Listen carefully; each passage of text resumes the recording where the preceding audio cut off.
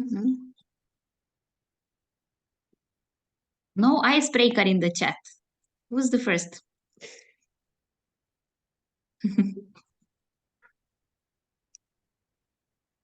Okay.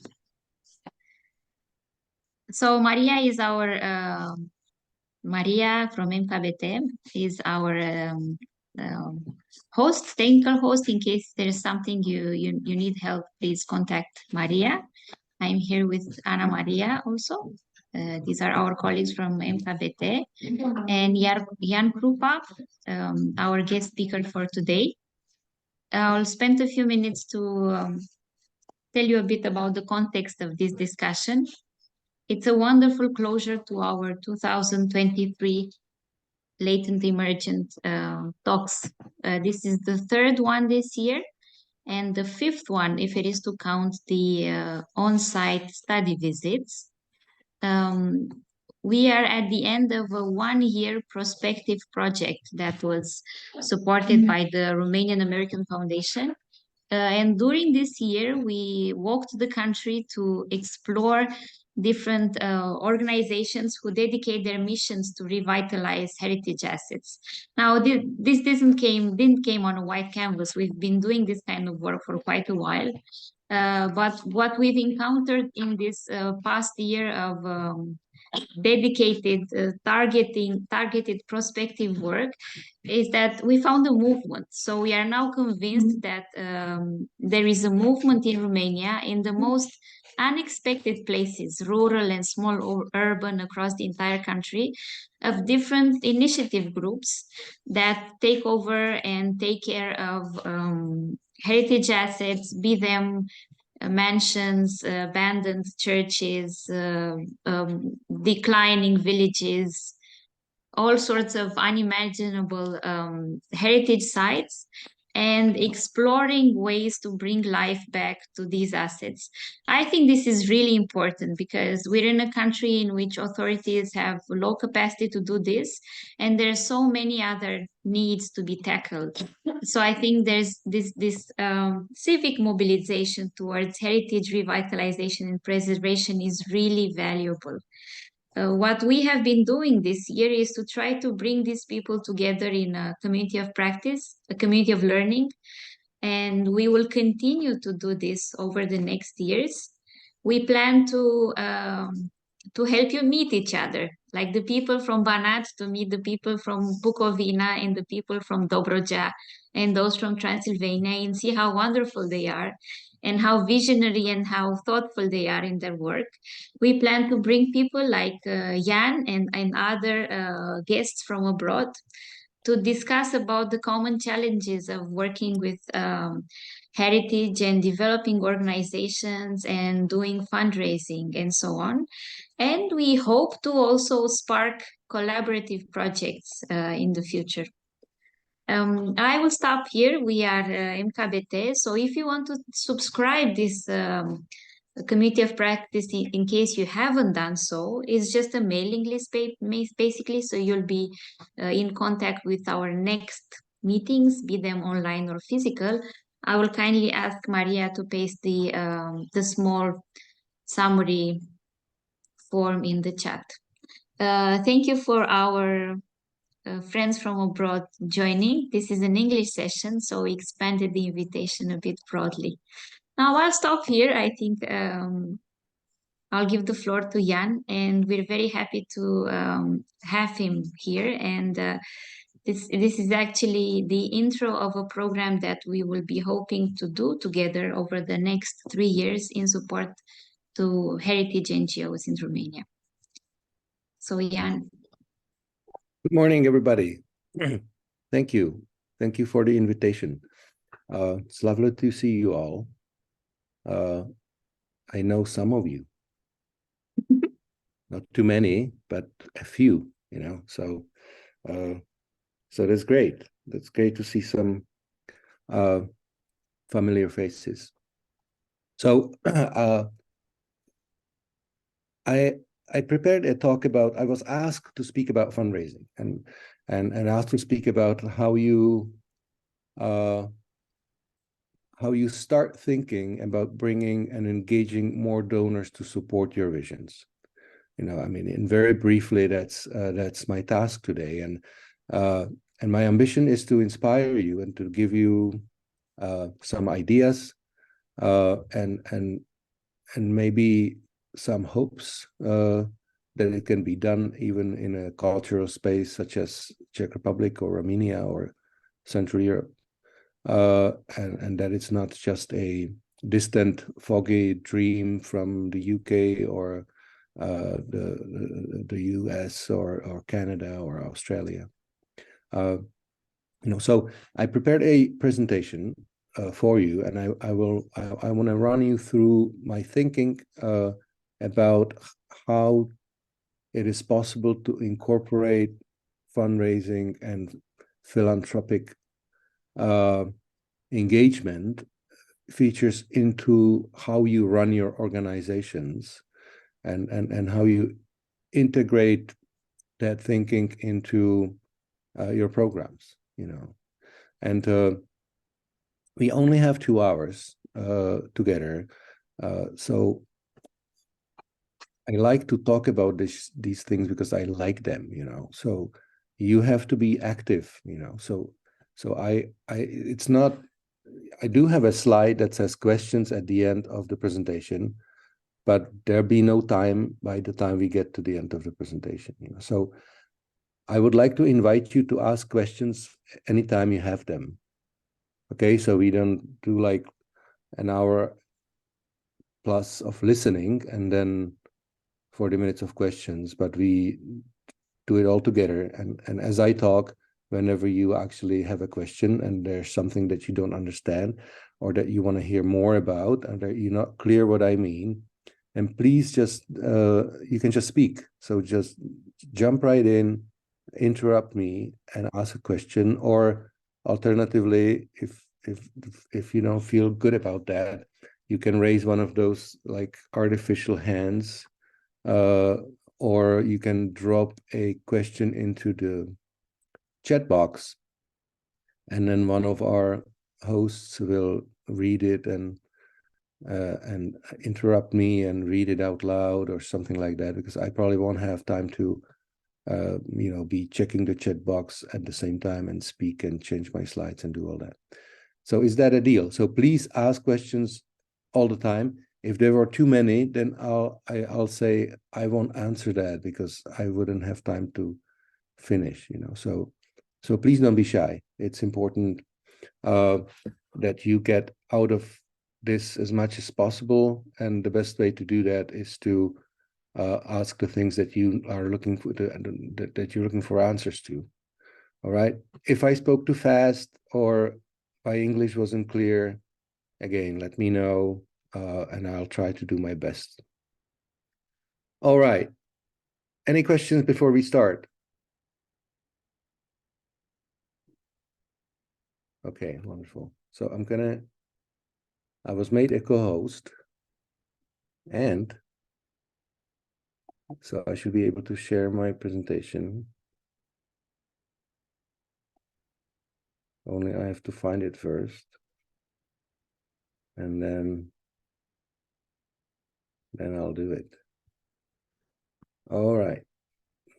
There we go.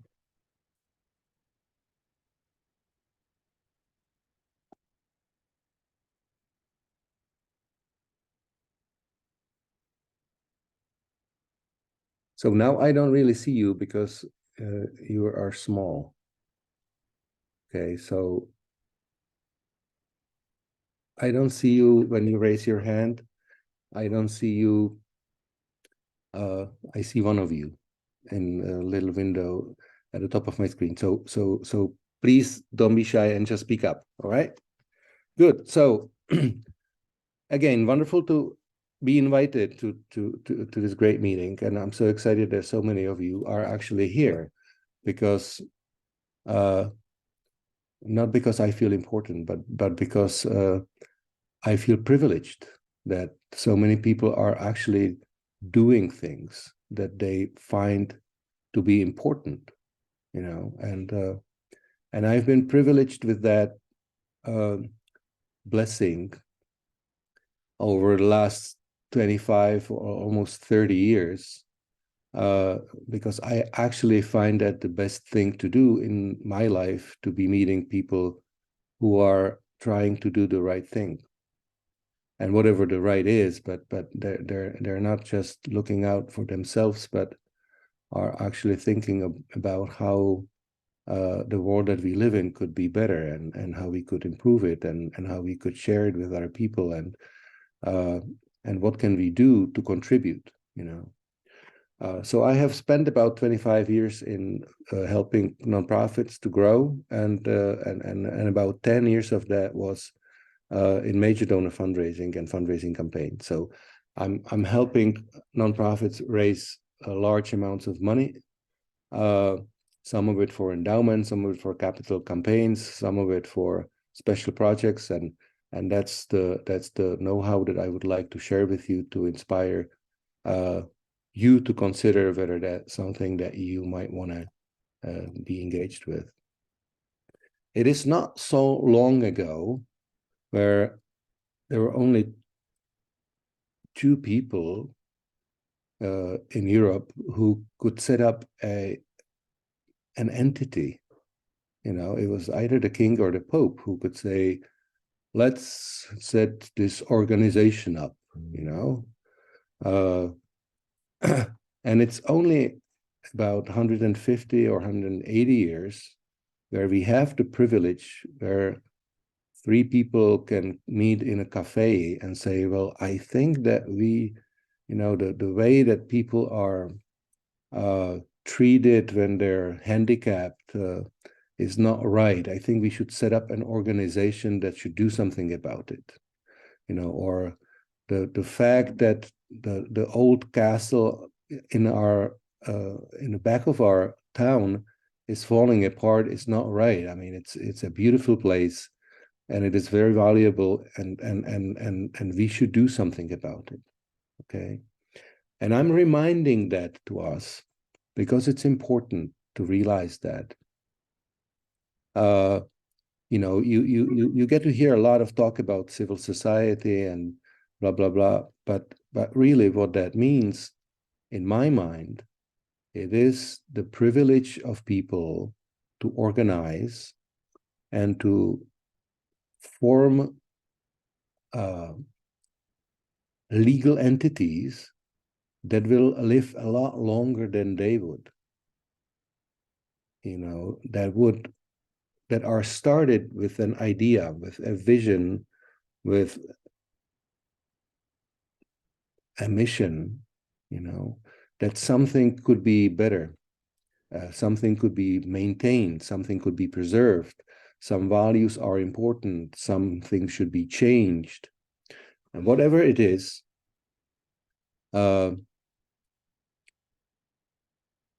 it is at the same time the responsibility of the people who do that, who have the energy and the capacity and the dedication to set up an organization, a nonprofit in this case, or whatever the form is, an organization that decides to do something, that has a goal, that has a vision far down the road, you know, that often exceeds the capacity that I'm willing to dedicate to it, or even my life.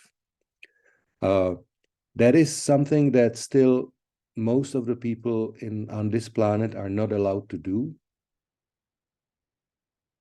This is a freedom and a privilege that's special in very few parts of the world, and even not possible in quite a few places in Europe still. But we have it, you have it, and let's make use of that. You know, it is not to be taken for granted, and it is something to fight for. The traditional idea of a charitable organization is that there's the vision or mission that you need to do. So you form an organization with a group of people who share your values, and you do things. You run programs, or you organize activities in order to achieve impact, or to have change. And And sooner or later, you realize that you'll need resources to do that, you know? So when the organization is formed, it needs some fuel to run on, you know? So the traditional idea is that the organization is here to do the programs, you know, because the mission is important. We all agree on that.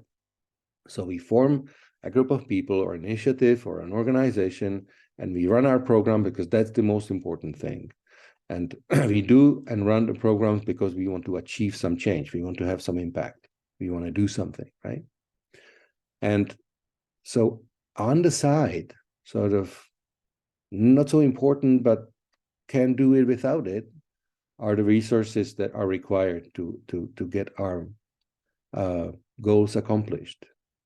Well, this is, from my experience, this is what most Czech nonprofits and most nonprofits in Central Europe that I have worked with, this is what they look like.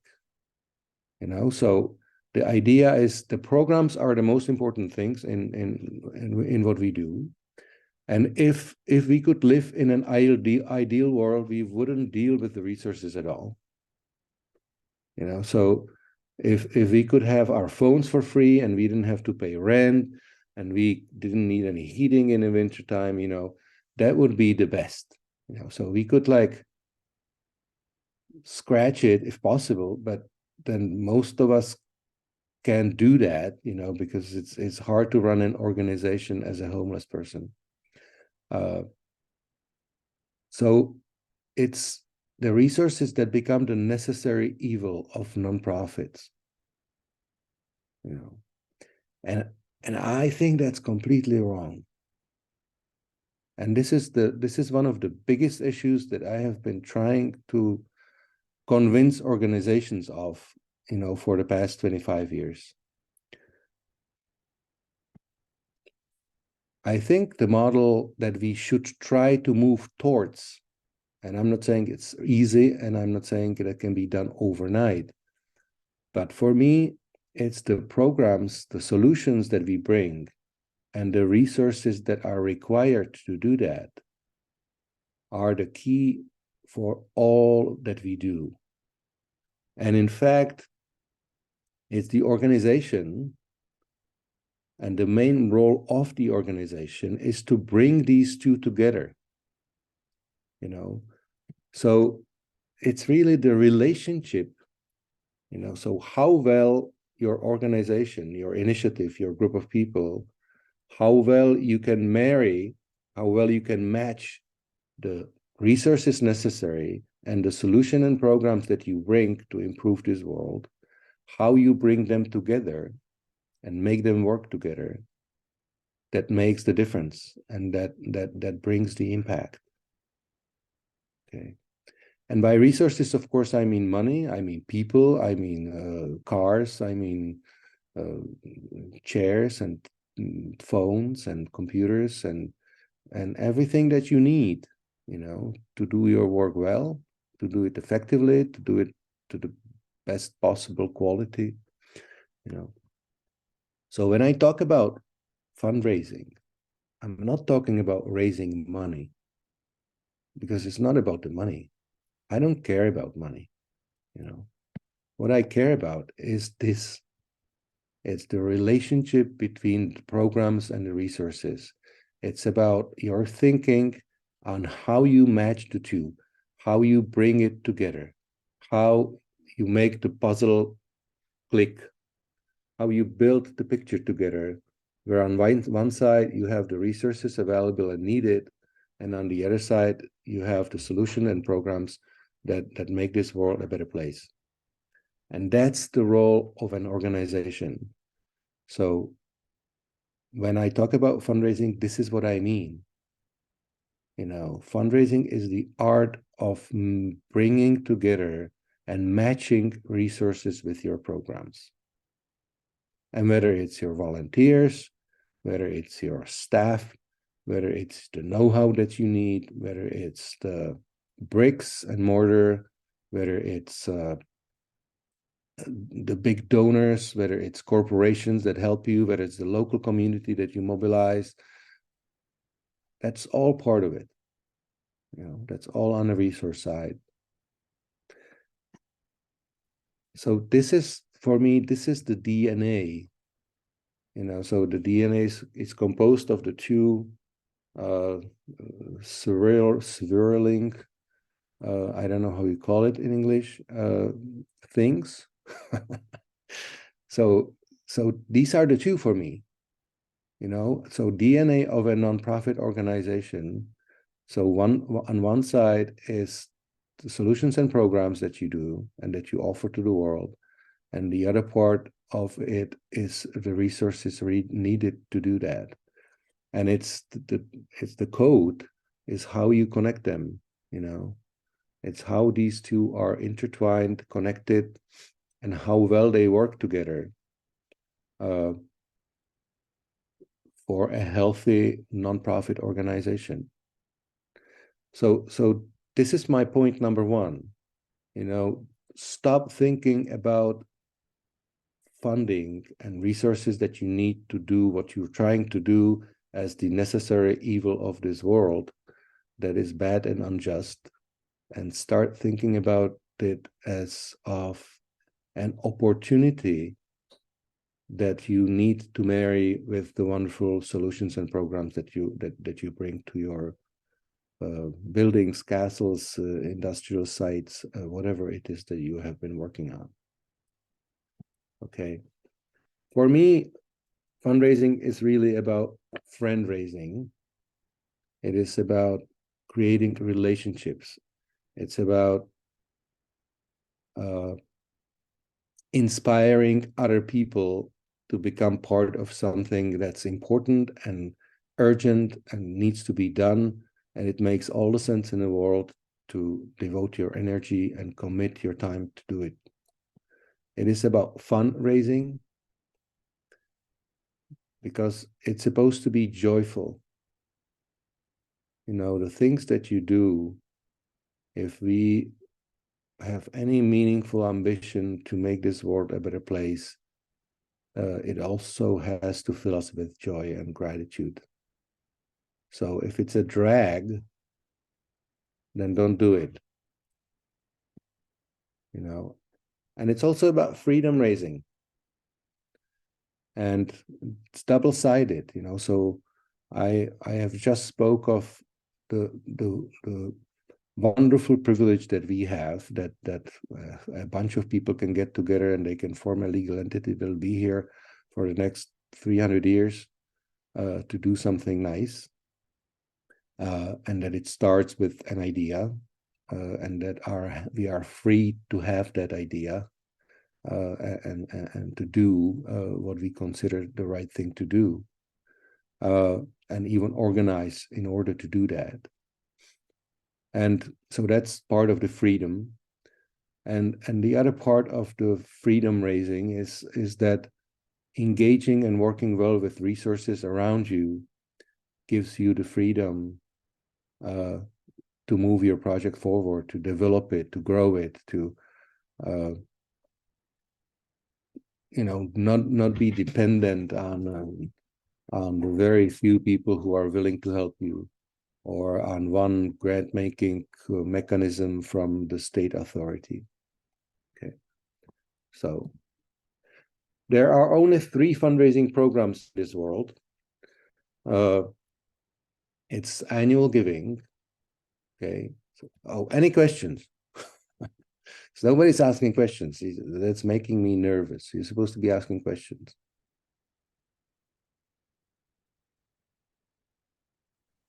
Okay, Marina told me that Romanian people are shy and that nobody will be asking questions. So, but that's okay. Well, if there'll be room at the end, but still, if you have any, please ask. So there are 3 fundraising programs. Okay, and I'll go quickly through this. You probably heard it before, but I do want to just make sure that we are on the same page in this respect, and we have a framework for what's coming next. So the first is annual giving. Okay, annual giving, by that I mean you are raising small amounts from a lots of money, from a lots of people. Okay, so it's small gifts, lots of people. This is distinctly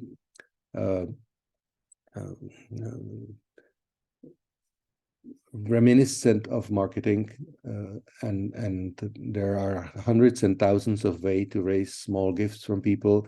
And I won't spend much time talking about it today. And of course, we could have 2 days of discussion on it. But these are all the campaigns where you're asking as many people as you can reach for small donations. Okay, and there are hundreds of ways to do that. And I'm sure you've already been trying that. And whether it's online or on the street or directly or in collection box or and so on. Okay, so these are all the programs that you do to raise funding, to get support, that where you're trying to reach as many people as possible and you're asking them for small donations. Then the next program, it's major giving. And that's where you have a few people and you ask them for a lot of money. Okay, as much as you can, depending on how big you are and what are the or who are the people around you. The difference why we call those or separate those programs is because there are different skills involved. You know, whereas most annual giving is about database management and sending group emails and observing the open rates of your mails and calculating the return on investment in mass mailings, or using ads or hunting people on social media. You know, major giving is about meeting people face to face and talking to them. So usually different people do it because different skill sets are required. The last fundraising program there is, it's called planned giving, and planned giving is a nice word for bequest giving. So these are donations made through last will of people. So when someone decides to donate part of their assets and property, and you receive that gift after they die in their will or in their bequest. It is very traditional all across Europe. It has been almost forgotten in Central Europe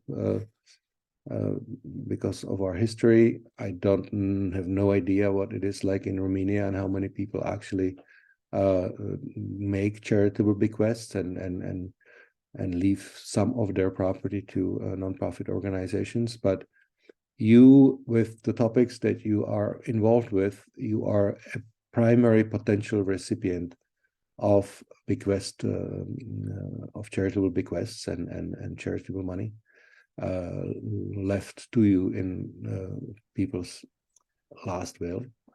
So that's something definitely that's worth looking into.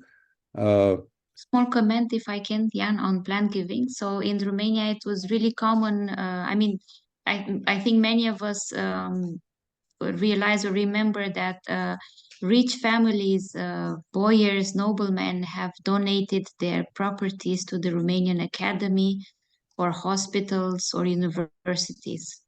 So this has been quite common, and quite a lot of heritage assets have been donated to these institutions. Or in museums even. Or museums, yes, yes. Mm-hmm. Great. And that's so that's what I'm saying. So this, it's not anything new, because sometimes when you say that, people are surprised in our region, but it's something that we've traditionally had, and it was very normal. That doesn't mean that everybody did it, but it was not uncommon for people to do, as probably more common for wealthy people, but even then, and now when you look at, I mean, in the UK, there are organizations who receive more than 50-60% of their income from planned giving, from requests.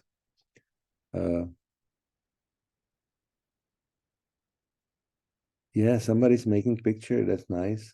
I had no idea that's possible. How did you do that? I didn't do that. Somebody else did it. Okay. That's cool. So yeah, please make comments on the whiteboard or whatever it is.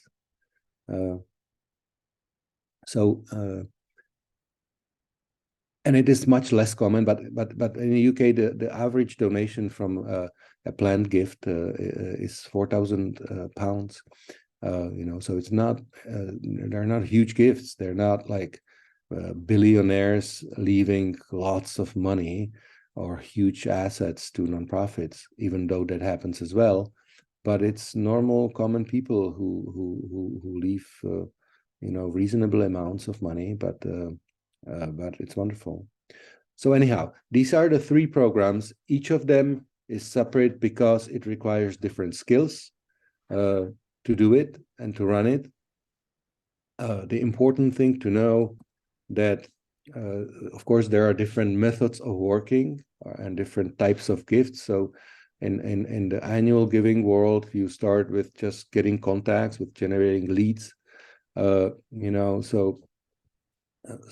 it starts with a database that you fill with names, and if you don't have it, you can't really do any annual fundraising, or you can't do it well. You raise some first gifts to try people to give you again, and the best you can do, and what you try and hoping to get people to do over a period of time, to start donating regularly on a monthly basis. And that's what we as fundraisers love the best, because that's the point where you don't have to ask people for a gift again. They actually are giving, and in the Czech Republic right now, people who sign up, who start supporting you regularly, will do it for the next 7 to 10 years, which is great to know. And unless their card stops working or something important happens, they will keep doing it, and it's extremely reliable from fundraising perspective, and a very stable base. Then you have major gifts and unrestricted gifts. That's really, the size is usually quite similar. The difference is that major gift is for a special project, and unrestricted gift is for the organization, where the level of trust of the donor is so high that they essentially say, I love to support your organization and gain, but this time you use it for whatever you want to use it for. Who am I to tell you? And you know best where your needs are right now. And then there are charitable bequests on the top of the pyramid. The other important, it takes time to build, of course, and all that. We could spend much more time, but I don't want to go there now. Jan, sorry? Yes. What's a charitable bequest? Bequest is that before you die, okay. You write a testament, you write your last will, and in that will you say, I, Roxandra Pop, would like to leave all my property to my favorite heritage site, so that they could maintain it forever and ever, and repair the roof there. I promise I'll do it, but half of the money will have to go to my son. Okay, that's okay. No, that's and yeah. Is there any? Do you have any comments on? Is there any type of cause or organization that has been researched, or in your experience are more fit for bequest donations? Yes. That's what I'm saying. So for me, the primary targets for bequests are usually not operational NGOs. So a lot of people, typically in the US or Canada, or on a more developed philanthropic markets, it would be foundations or endowments, so people, when they leave a legacy, when they want to leave their money to charity, quite often they don't want that money to be spent. They want that money to help that organization permanently. And and I imagine that sometimes down the road, and that's also part of the program and the thinking that you are designing, is that you will want to create for your heritage site a designated asset, a fund. We call that endowment, so fund that is not spent, but it's invested and it generates income, and you maintain the heritage site or your programs, you maintain it from the income of that endowment, of that fund, of the permanent fund that's sitting probably not in a bank, but it's invested on a stock market or it's invested in real estate, or it's in, it generates income, generates proceeds, and it's the proceeds that you use, not the fund itself. So organizations typically that work with endowments and funds are probably the most preferred bequest recipients or charitable bequest recipients. And that's why I'm mentioning it and spending so much time on it here, because I think that's something that that you should consider. And I expect that it is sometimes down the road for you as well. Okay, so and the difference between, if you look at the three programs, and I said, well, annual giving is all the different things that you do, and it's public events, and it's blah blah blah. Major giving, it's simple. That's meeting people and asking them face to face for money. And plan giving, you don't ask for it, but you show people and you demonstrate and you share your stories of somebody leaving a bequest either to you or to someone else, to position yourself as a prime recipient, as the best possible option that people could consider if they wanted to do that. So it's a different type of fundraising, because anywhere else you have to ask for money, whether it's small donors or big donors. But with planned donors, you don't ask for that. I mean, you're not supposed to be walking around saying, hey, Roxandra, you don't look too healthy today. I wonder if you have your will already in place, because if you don't, I think it's high time for you to write one, and you should think of our nonprofit in that will. And it's okay if 50% goes to your son, but so we don't do that, right? So you want to share stories that demonstrate examples of how my wealth and my assets and my money could help good things, and how they can work for something that I like in my region, that I like, or in place where I grew up, and it can work there long term. So I know that most of you probably are not foundations, but it's okay. I realize that most of you don't have an endowment. I do know, and I'm aware that endowment, in fact, doesn't exist as a concept in Romanian legislation yet. But again, that's okay. I mean, what I'm talking about is creating a permanent fund that is not being spent, but serves as a basis for long-term maintenance of a site. And again, this is something very traditional in Europe as well. In medieval times, there were several hundred of different types of endowments all around Europe, especially in Italy, but I'm sure in Romania and in Central Europe as well, definitely in the Czech Republic.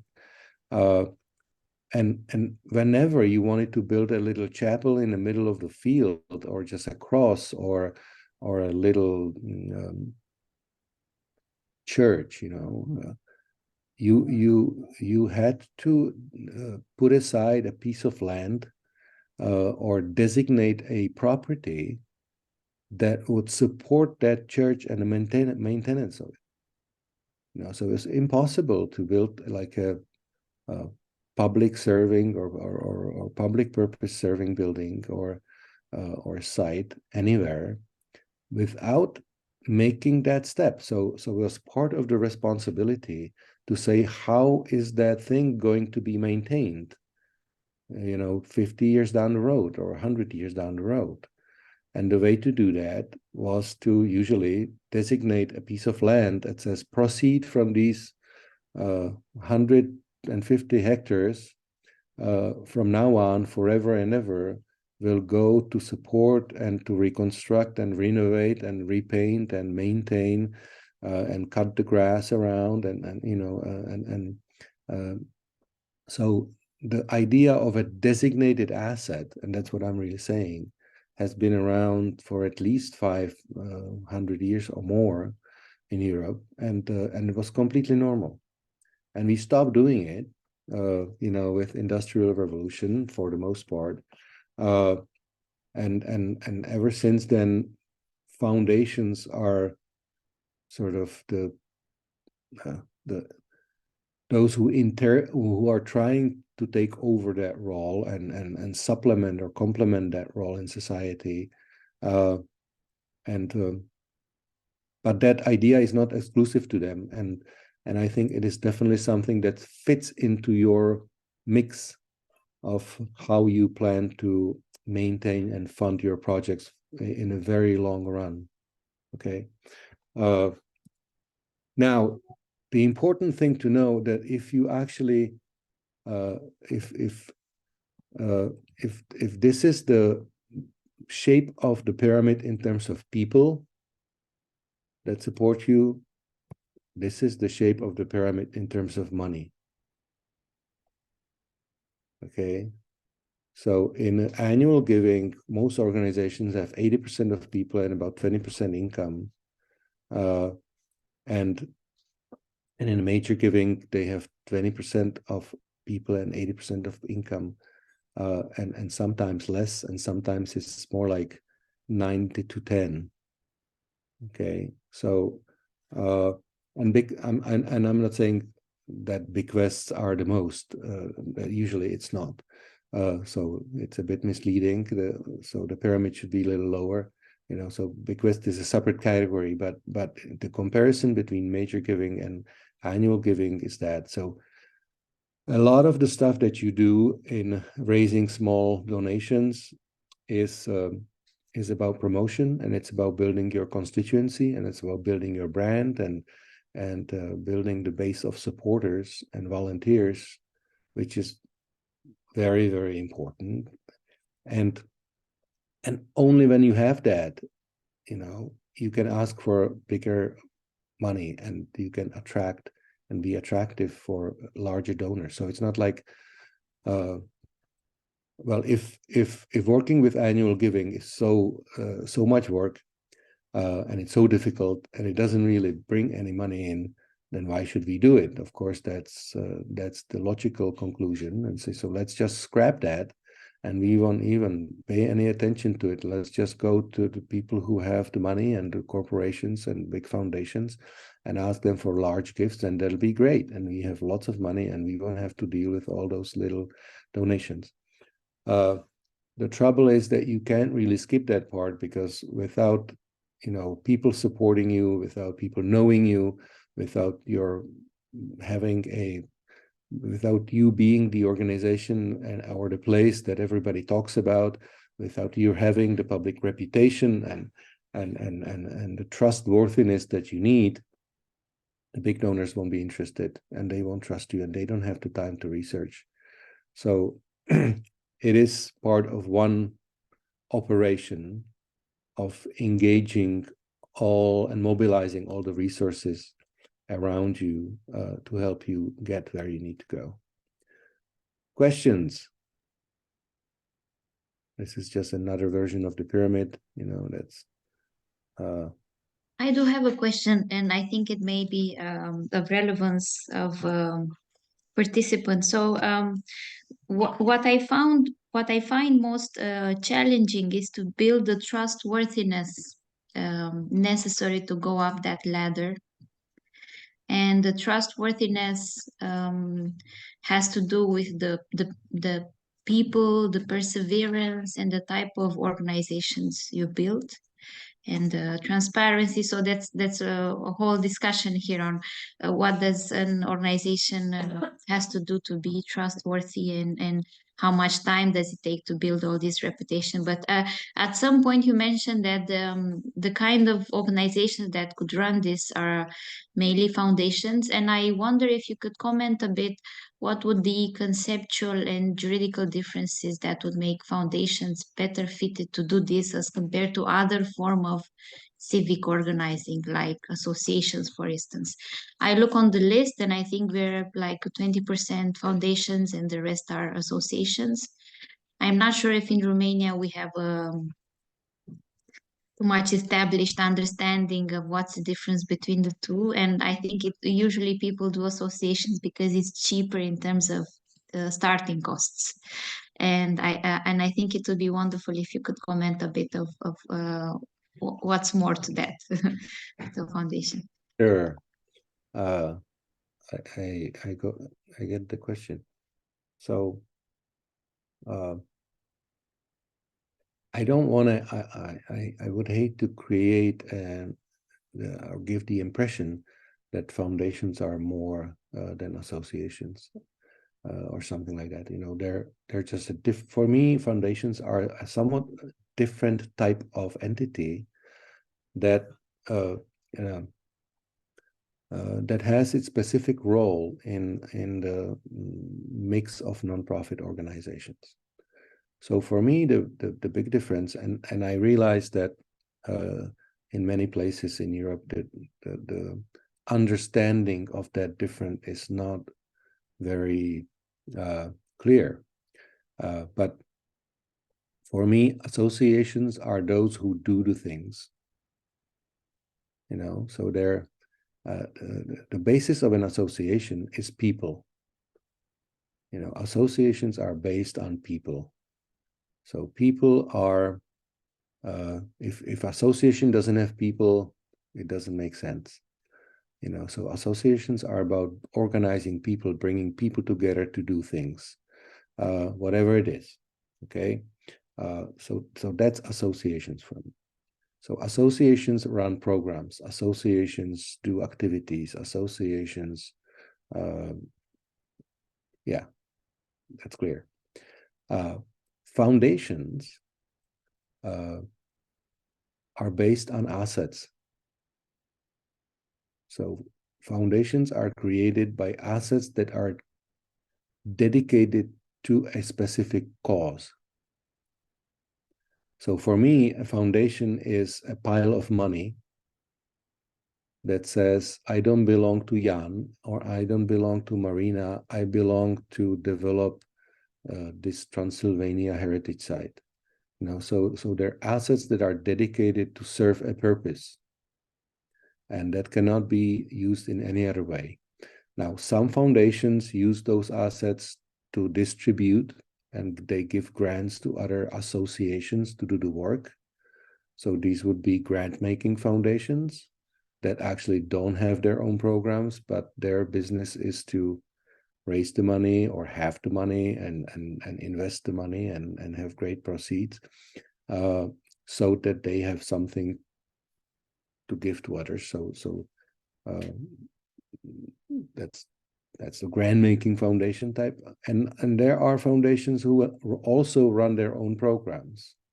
So they hire people and they serve the purpose by operational programs. You know, so there may be operational foundations, they may be grant-making foundations, or something in between. So some foundations have some of their programs and they also distribute some grants to others or money to others. But overall, that would be the difference for me. You know, so foundations are money-based, asset-based. It doesn't have to be money. And they, yes, and associations are people-based. And I do realize that in many countries, the foundations don't have any assets, and they're very much like associations, and operate like associations, and mostly run their own programs, and they're raising money to run their own programs, just like associations. And that's okay. I don't have a problem with that. But the notion should be around that maybe a mature foundation should have that ambition. You know, so Yeah, I think is that a good enough answer to Yeah. your question?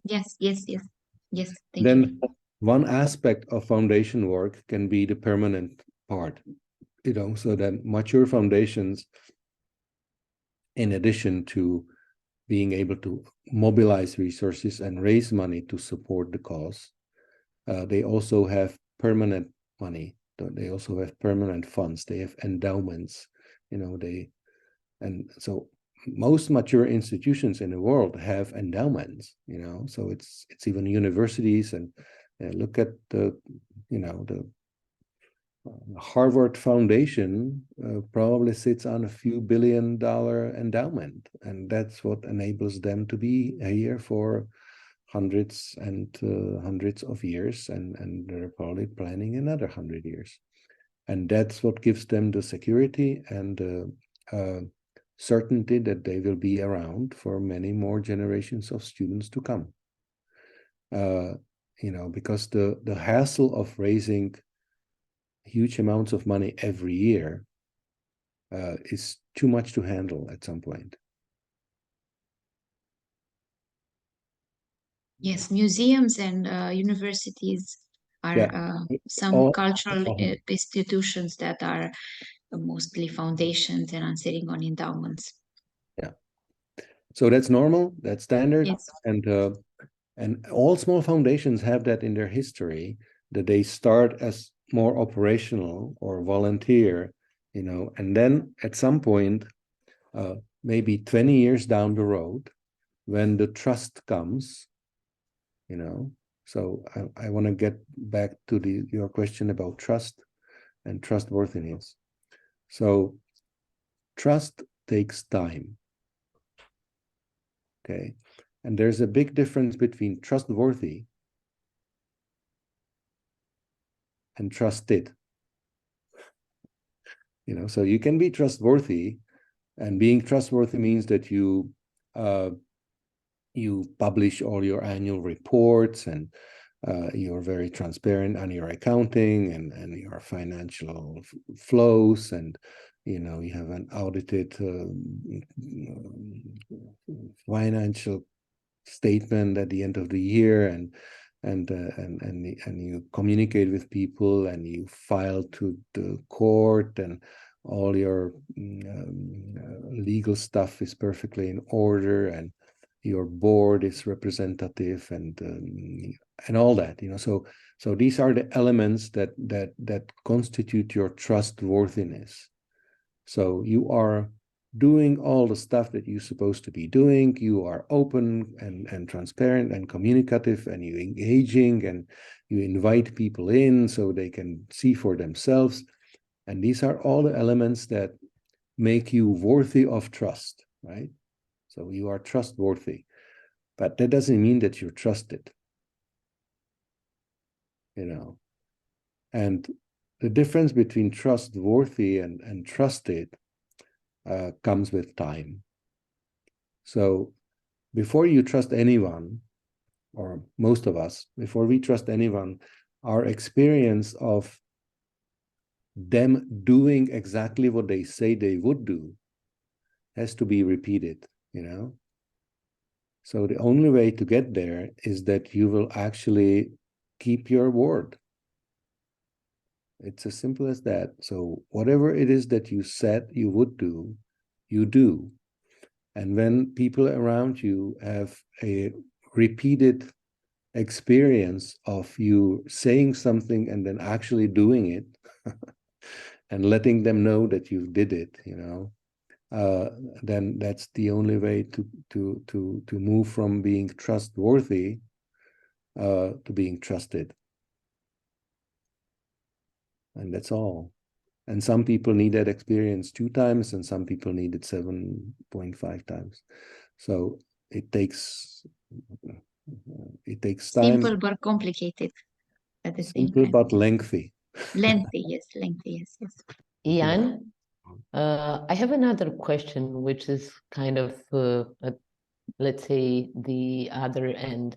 I want to ask you if you can give us any examples of small organizations that are doing enormous work in the field. They are both trustworthy and trusted, but they focus more on the operational part than on the fundraising part. How do you switch? So do you know any organization that was able to switch from focusing on their mission to embracing the mission with the resources? And how did they do it?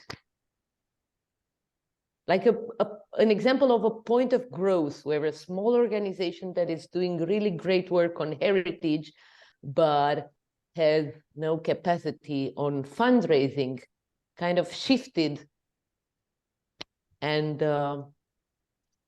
became better in serving both the resources part and the, let's say, core mission part. I do have few examples, but it's hard to answer your question in a concise way. So I'll try, and and if we ever have a day to talk about it, I'll probably give you a better answer than in the next 2 minutes. But I have been working with an organization that has been renovating and reconstructing and reviving a Baroque brewery in the Czech Republic. So it was a group of friends who bought it and started to work there, invited volunteers. It was out in a rural area, countryside, forgotten, hard to access location. And everybody in Prague was really wondering why they would ever do something like that to themselves. And they moved out there in 2011, so 12 years ago, and started on this adventure. Okay, and I think it's mostly the mindset. So I don't think it's anything vastly different than everybody else does, but when I try to demonstrate on a picture that it is, the point is how you marry the resources with your programs. So I think they succeeded in that because that's how they thought from the start. So what they did is that they started to renovate the brewery. They started to organize events there, cultural events. They started to invite people so that this place that nobody ever heard of, would sort of become more lively. So they started to build the constituencies around what they were doing. And at the same time, they started to raise large amounts of money to reconstruct the brewery. Now reconstructing a historical brewery is somewhat easier thing to do in the Czech Republic than reconstructing anything else, because we're very much into beer. So whenever you say beer, then every Czech heart melts, and everybody is willing to do pretty much anything for you. And I'm exaggerating, but they started to ask, large amounts of money, some from public sources, some was from EU funding, some was from private people. But they started to reconstruct the brewery and turned it into how do we call that? A sheltered workshop. So they offered work to people from a nearby village who are there in a residential institution for people with mental handicaps. So the local handicapped people, for the first time, adults, first time had a job to do. So now there are like 12 or 14 people working in that brewery, just helping with stuff every day. So that was the social aspect of it. So that was part of the resources brought together. They opened a little museum in the attic that again helped them, reconstruct part of it. They realized that they don't have enough people resources to run it well. So they opened an elementary school, like a Montessori-based school in the village, so that they would be able to attract interesting people from nearby towns and cities to move to that village, really, so that they have enough, people to help them with the projects, to help them do stuff in the brewery, and to help them with the school management and all that. So now 13 years later, they organize all the village festivals, and every month something is happening there.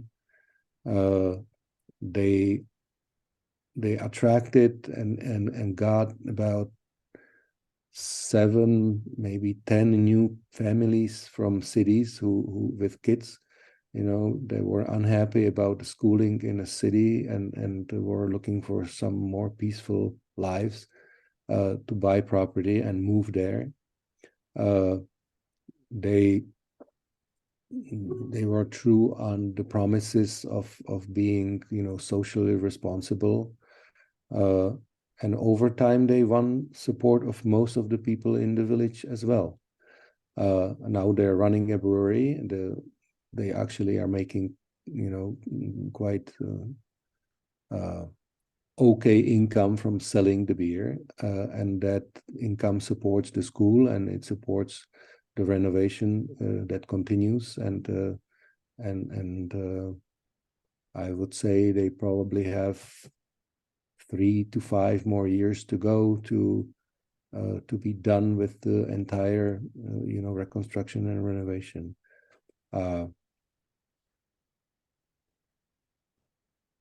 And I don't know what else to say about it. So I don't think they did anything special, but they were never naive about putting their thinking about resources and people. So again, it's not about money only.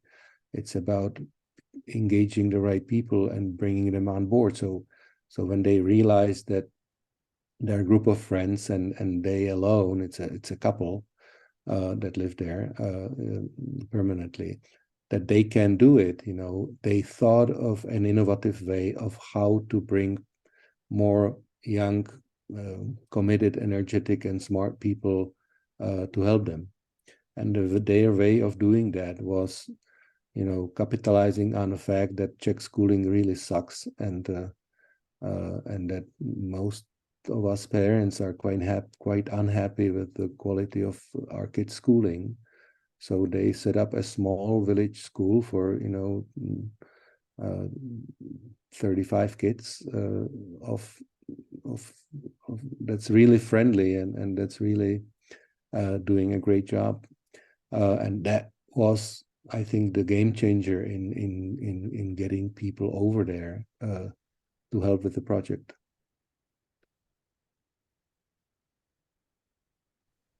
Thank you.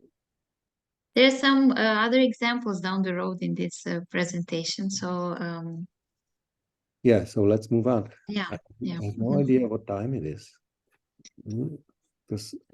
We're already an hour and almost 10 minutes in this 2 okay. hours slot. So we need to move. Yes. Okay, so I'm going to talk about. So I gave this is the framework, and now I'm going to talk about, since most money is with the major donors, I'm going to talk about how we work with major donors. Okay. And maybe some other time we'll have time to talk about how we do all the annual stuff, but that's a lot of stuff is involved there. And I assume that you pretty much know how to do that, because you've probably been doing that and raising small amounts of money from a lot of people in your community is something that is quite common, I think, or a lot more common in this part of the world. and you probably are doing it already through different events and collections and all that.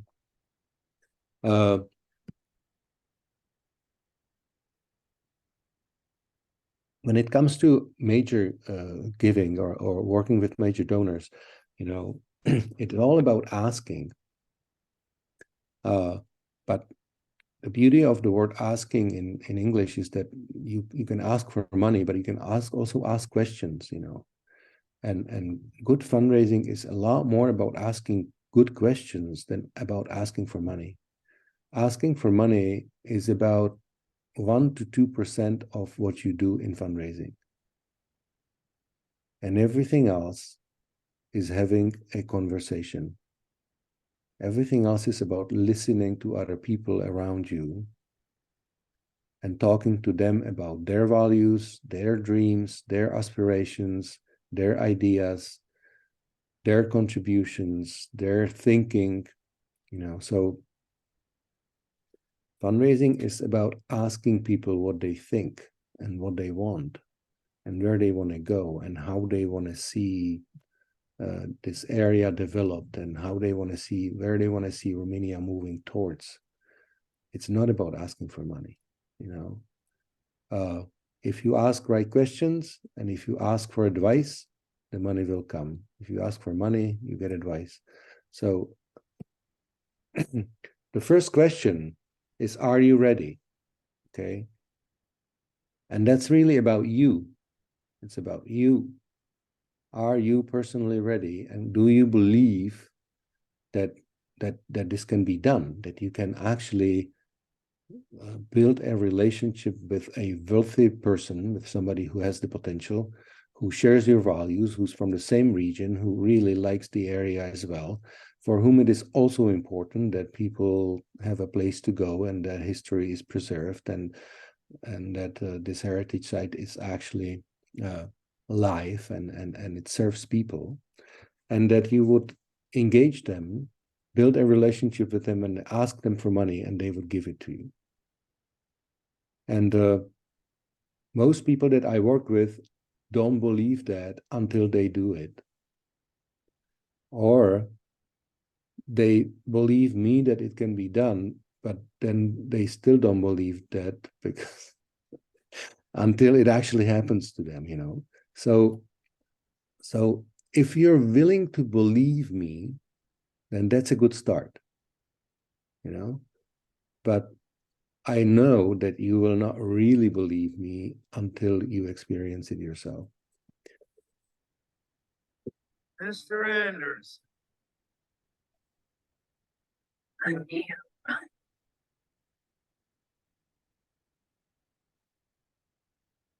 What is he doing? He's beginning to believe.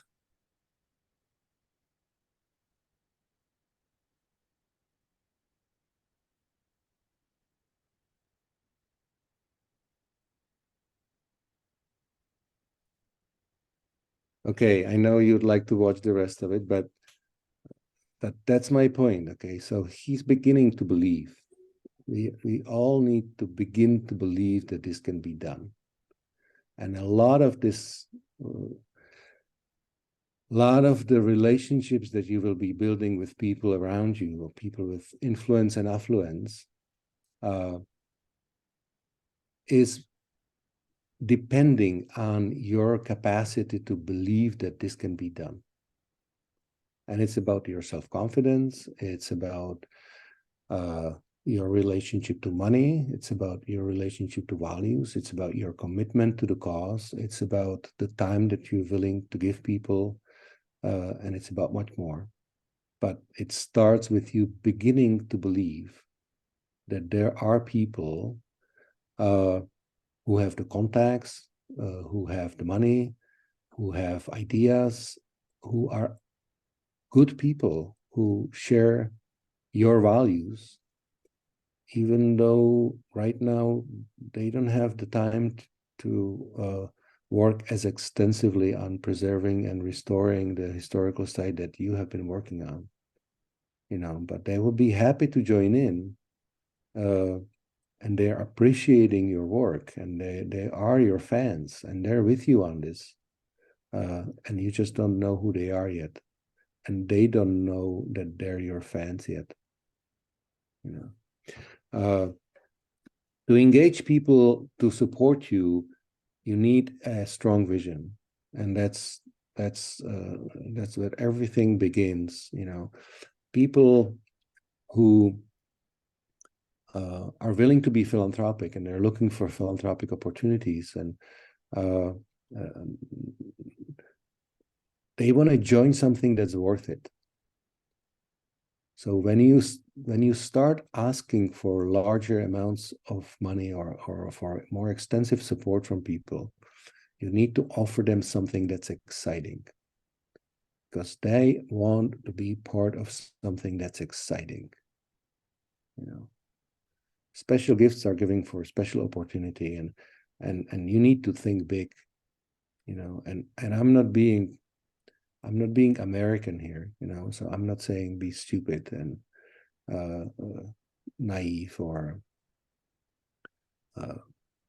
unrealistic, but I'm saying you need to think through what you want to achieve really well and frame it in a way that gets people excited, because philanthropy is about emotions.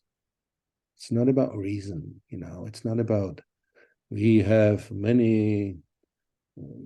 over 300 sites in Romania that are part of World Heritage, and yet 68% of them are not doing very well and they are dilapidating. That's a good point for conversation, but it's not a good point for giving.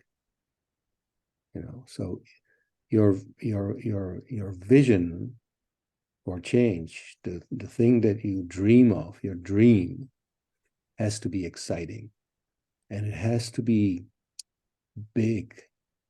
The most exciting visions, and there's good data on this somewhere in the UK, I think. The most exciting visions are those that cannot be achieved. So people get excited about things that are clearly impossible, yet it's worth to try, because sometimes they turn out not to be impossible. But if it's something that's achievable and too realistic, people don't get excited about it. I have been working for the past 3 years with the Czech Philharmonic on their first campaign, because they've never done any fundraising before. And this is how and it took us a year to do this, okay? But this is how they formulated their vision. I won't read it out loud. I'll let you read it.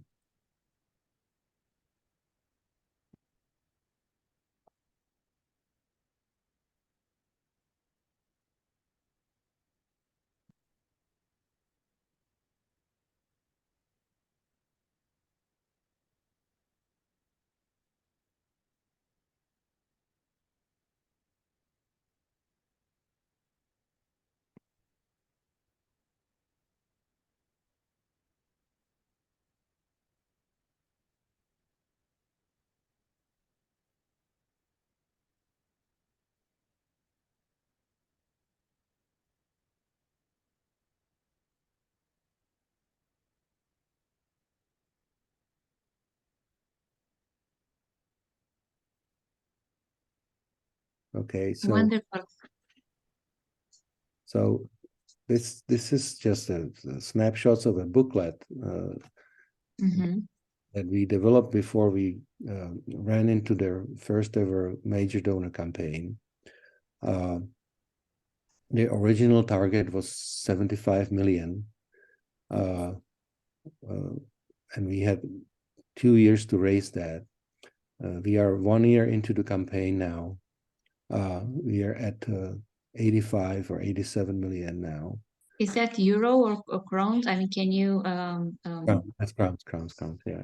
So okay, how would that be in euro? that would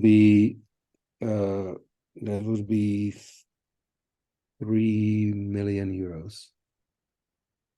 3 million euros, and we're about 3.2 now, or 3.3, and we're raising the target to 5 million euros because we still have 8 months to run the campaign. Wonderful. So, and of course, I'm not saying that this is that this vision raised the 3 million euros, but that's where it starts. You know, that's where it starts. It's it's when you formulate a vision that people can get excited about, that they really want to be part of it. You know, and you start communicating it, and you start talking to people, and you start doing the work that needs to be done. You start building the relationships that you need. That that can get you where they are now, and they've never fundraised before. I mean, when I came to Czech Philharmonic 3 years ago, they didn't have a fundraising department, and there wasn't a single person working on fundraising. Now they have a fundraising department, and they have a staff of 4 people working on fundraising, and that's the other topic. So when you become serious about this, you will need the capacity, you know. So most major donor fundraising is done in campaigns. So you say, now we need to raise this much money because we need to build all the roofs on the on our castle, you know, and it'll cost 2 million euros, and we need to do that in the next 5 years, and that's a campaign. So that's something that's like a project, right? That has a beginning and an end, and a cost associated with it, and you have a good reason to do that. Because if you don't do it, then it'll be no longer savable, and it'll just, the walls will fall down, and it'll be all gone. So it's urgent, and it's compelling, and it needs to be done, and you need the capacity to do it. So a standard major donor campaign, and this can be very different, of course, but just to give you an idea and be specific, will require about 0.3 FET, so 0.3 full-time equivalent, you know, of your CEO. So you can do major donor fundraising without the director, without the leader, you know, without the face of your project or your organization. So that's the notion that, you know, bringing together and creating the strong operational union between programs and solutions and resources. Nobody else can do that in the organization. So if you're in a situation where your CEO or your leader feels like, I hired a fundraiser to raise the money, so you go out there and raise it, while I'll do the programs, you know, it's never going to work that way.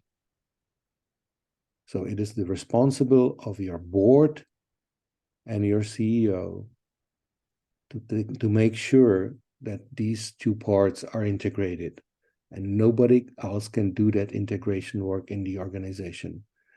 It cannot be done from bottom up. It cannot be done by the fundraiser saying, oh, I really need to be part of the leadership of the organization, because if I'm not, I can't really, you know, raise the appropriate donors or engage the appropriate donors.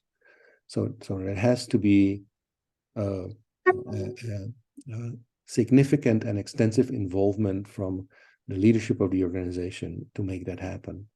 Then you need a campaign leader, somebody who actually, you know, is there and commits from the beginning to end to spend the 2 to 3 years to do this.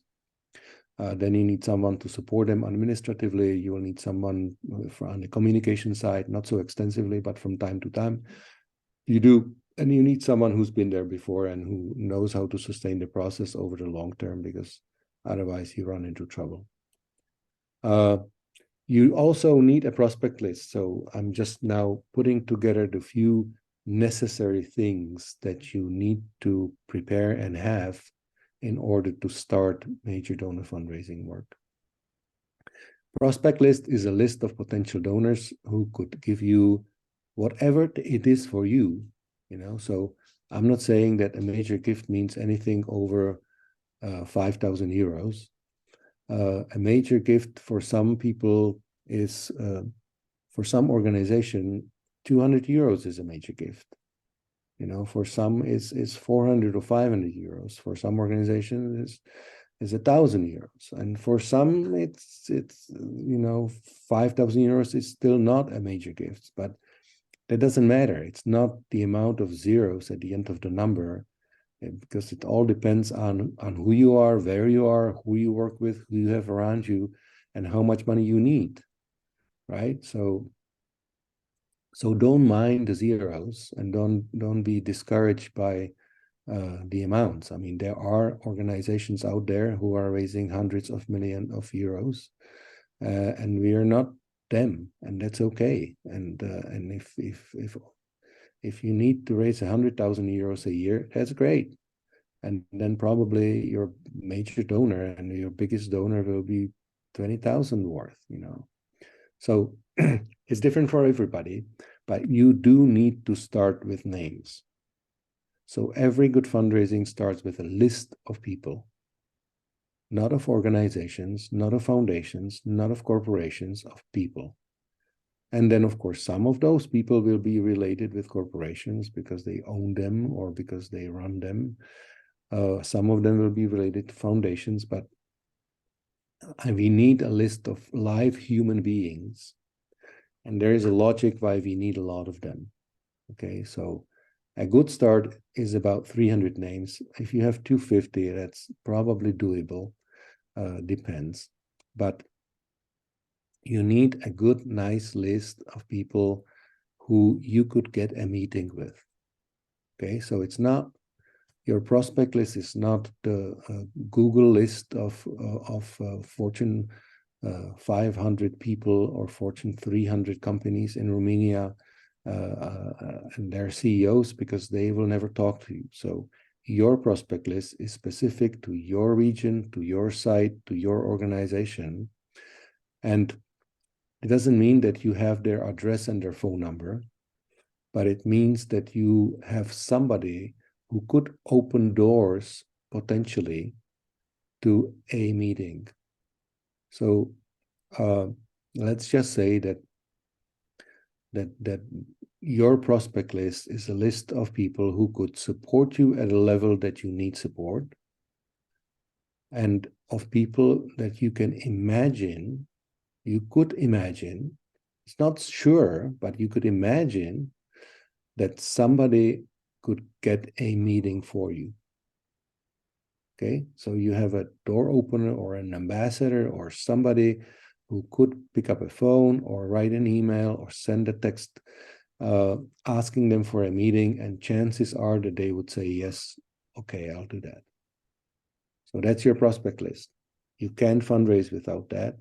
And there are organizations that I've worked with before that spent a year or 18 months building just their prospect list because they were not there. And that's okay. 300 names you need for a campaign. Maybe you're not ready for a campaign. You know, maybe all you need is now 10 names because you just want to start learning how to do it. So you, for the next year or next 3 years, you just want every year to build a relationship and ask for support from 3 donors. You know, and for 3 donors, you need a prospect list of 15 about, okay? You also need a gift train chart. A gift train chart, you know, I mean, you notice that pyramid is a very common shape in fundraising, because every fundraising in the end has a shape of a pyramid. And there are a few people who support you, a few institutions who support you significantly, and then a lot of people who support you with smaller gifts.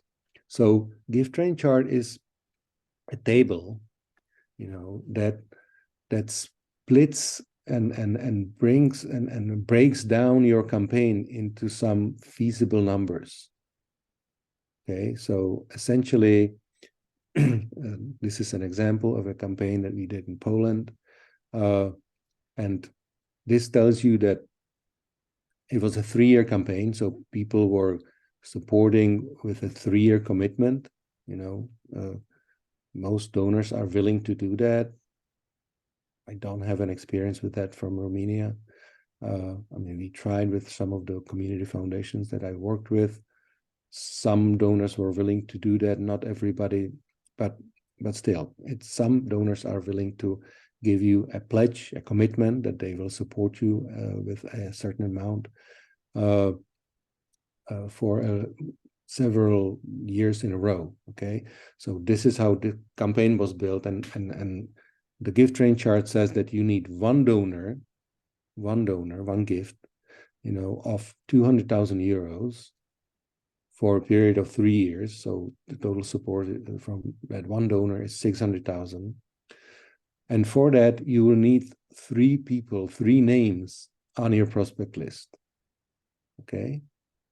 So if you have 3 good names, 3 people that you can imagine they would meet with you, and you know about them, that if they really decided that they love your project, they decided that they would want to support it financially, they have the potential to give you 200,000 euros a year for 3 years, then chances are that you will be able to get one gift of that size.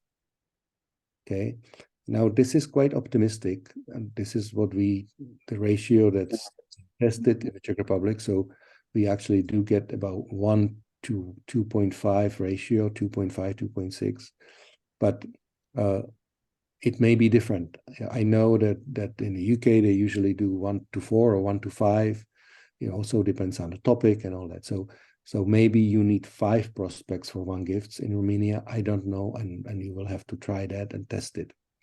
But in general, this is a step that makes the huge campaign. So you need to do a major reconstruction, and you need €1 million for it. Okay, and when you say that, everybody gets scared, and it's totally unrealistic, and it feels like it cannot be done. So the way to do that is to actually break it down to individual support levels that make it somewhat realistic. So this was quite ambitious, but it's already a lot. Raising 1 gift of 200,000 for 3 years is a lot more realistic and imaginable than raising 2.5 million euros, if you know what I mean. I want to raise the flag, Jan, that we are 1 hour and a half in our time slot, and I wonder if we could go through the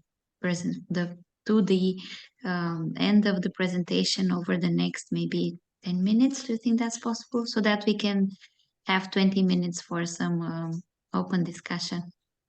Totally. I think I'm almost done. Okay. So this is the same thing, only in the shape of a pyramid, and it's a picture of a flip chart paper that was on a wall of a fundraising department in a foundation that I worked with. They were raising endowment money, and this was to inform the rest of the team of how successful they were. So whenever they got a yes from a donor, they colored the green. So the campaign is almost done. When I took a picture of it, so you will need an initial investment, and the initial investment is your staff. So since you kind of need people to work on this, and it'll take them time to work on this, you will need to pay them. So the initial cost is mostly about your own people, because you don't need much more than that. You need a capacity of your own people in the organization to make this happen. You'll need a case for support. Case for support is usually a brochure or video, whatever, where you summarize what you're trying to do. So that links back to the vision. Only this is like elaborated, and it says how much money you need and what for exactly, and how you will spend it, and how beautiful it'll be, and what the impact of the project will be when you succeed. You test it in the market. There is a structure that's repeated in almost every case that I've seen in my life. And it starts with describing the problem, it doesn't start with your organization, which is probably the biggest mistake that we make, that we speak too much of ourselves and not of what we are trying, not of the change that we are trying to make out there in the world. So whenever you think of your communications with your donor or potential donors, imagine that you should be looking out the window, not in a mirror when you construct it, because it's not about you. It's not about you. You're just a vehicle. You are just a tool. You are just the one who's organizing the change that needs to happen. But you're not important. Nobody wants to support an organization. You don't matter. The change that you're trying to make matters. The difference in people's life matters. And that's what your fundraising case should be about. It's about whose life will be better if we succeed in what we're trying to do. You test it in a market, and I won't go there because that's not that important and it's down the road for you. But don't go into a campaign just because you think it's a good idea. Okay, always test it. And by testing, I mean you first, when you develop your case and you put your argumentation together, you go and you ask your donors what they think about it. Okay, and when you get good feedback from your donors, then you can estimate how much you can raise. Then you can put together your cabinet. And by cabinet in a major donor fundraising, I mean a group of volunteers who will help you raise that money. So you can't do it alone. You need your donors to help you do this. So you're not going to be asking people for money.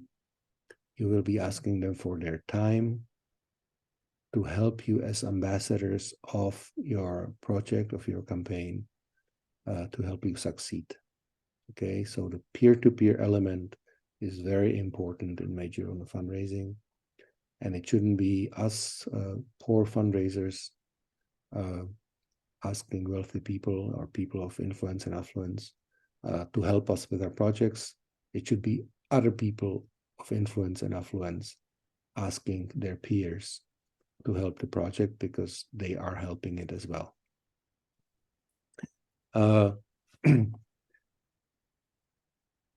I hate this picture. It's really sappy, but I couldn't find a better one. But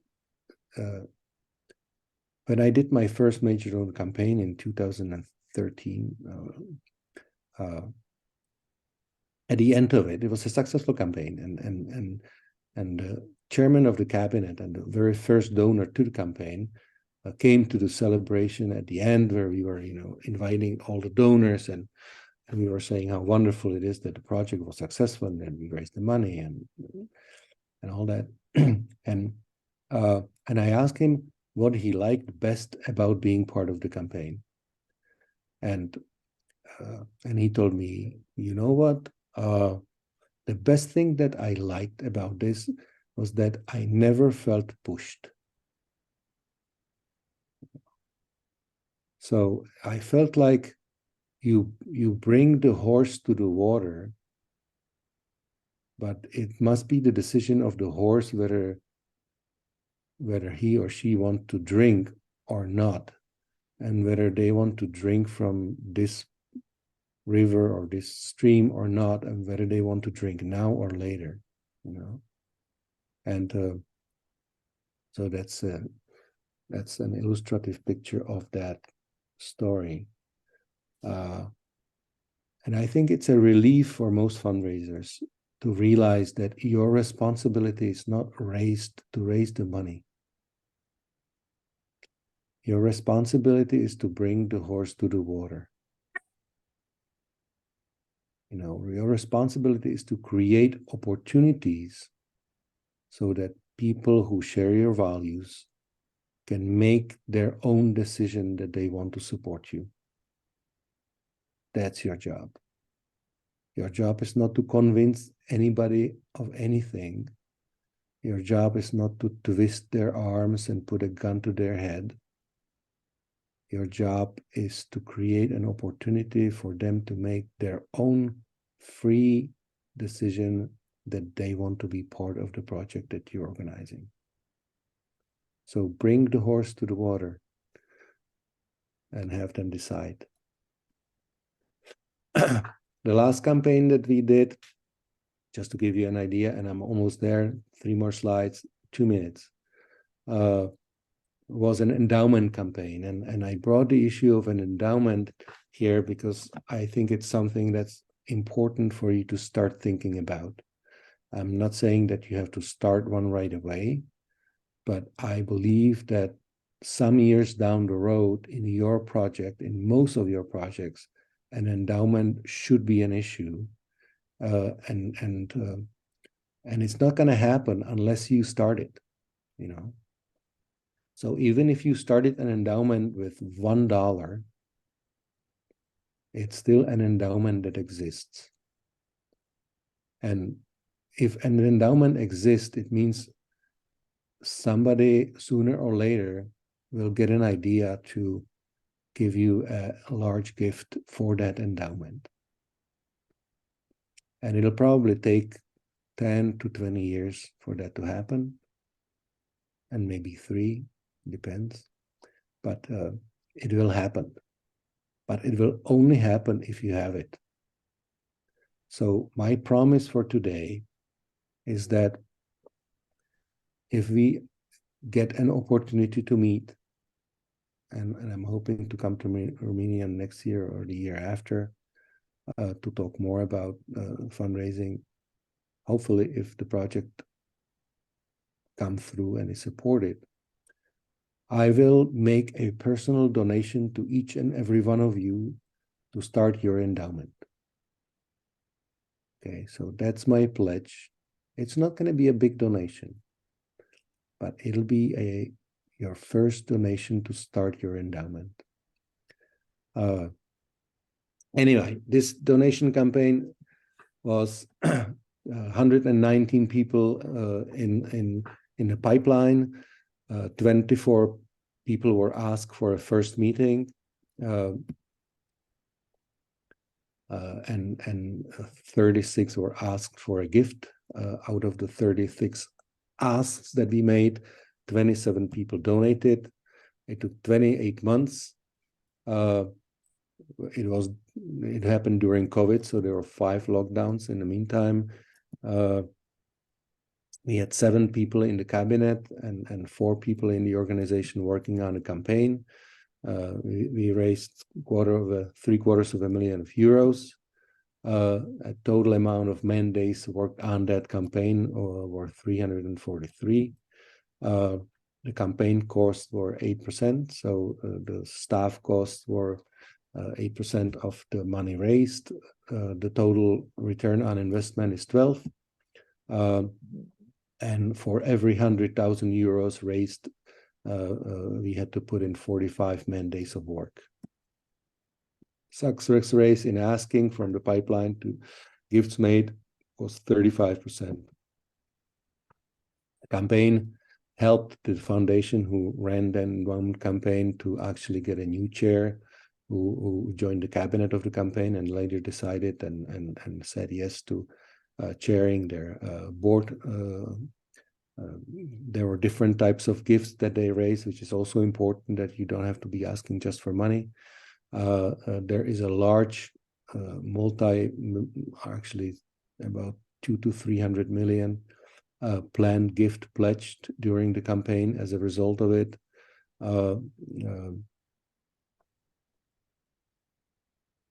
And it also generated other support. So not everybody wanted to support the endowment and decided to support programs. So there was another almost 100,000 euros raised as a result of that campaign, even though people decided not to support the endowment.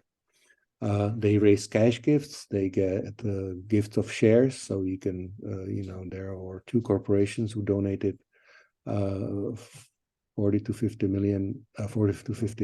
1,000 euros in shares, gift of bonds. There was 1 Bitcoin donated. They had to actually, see if that can be done and how we do it tax-wise. So it was not easy to put a Bitcoin in your endowment, but they figured a way to do it, and they got an apartment. So there was a developer who decided to support the campaign, and they gave them 1 apartment in a building that wasn't even built back then yet, but it was a large gift. So different things can be donated just to demonstrate. And there we are. So now is the question slide. And that means I think I can stop sharing, and maybe I can see some of your faces, and we still have 16 minutes for questions. And if we run over a little bit, I'm okay. I don't have a next meeting until 12, so I definitely have extra minutes if there are questions that need to be discussed. So please. Thank you, Jan. I have something like 100 questions, but I will keep them. I will unprioritize them to encourage our guests to have the chance to talk with you. And once again, some of you have done so, but the others, please do present yourself in the chat.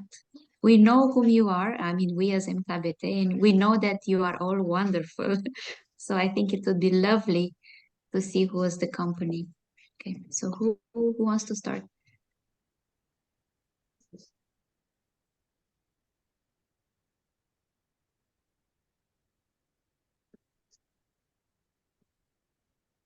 Mihaela Türk from Mihai Eminescu Trust. So we are a foundation. I wasn't really aware about this, how you defined the differences between association and foundation. And I think now I'm thinking about this aspect, which is very interesting for us, because here in Romania, we are NGOs. It's not really a difference. I know the perception from Germany and UK, when you say you are a foundation, then it's clear you have a lot of money, which is not really our case, because we are also, I feel sometimes like a hamster, like a piggy, how you call it, in a wheel. We are trying to write application to apply for different grants, and it's exhausting at some point. And we have so many communities where we are developing different projects. It's also linked to community development, not only to heritage restoration. And I think it's, for us, it's very difficult to shift from this thinking about applying for public grants to think more about how you marry resources with projects. And I really don't know how to start to shift our mindset in the organization, to not think about the money, but about the cause, because it's such a strong linkage to also to funds, how to maintain your team, to have employees, to run also fundraising campaigns, and also implement the projects. And yes, it's very difficult to change our mindsets, and I don't know how to do it. But thank you very much. It was very interesting to hear all your presentation. Thank you. Thank you. I don't know either how to change your mindset, but I'm sure you can do it if you decide to. So I wouldn't dare to change your mindset, but it's like sometimes this is very common, so you're not alone. That's good to know. And there are many organizations who I think operate in a very similar manner, and and even most, I would say, in my country. But there comes a point where I feel like they're running in this.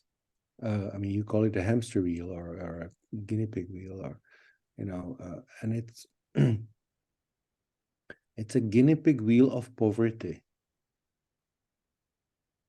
It's like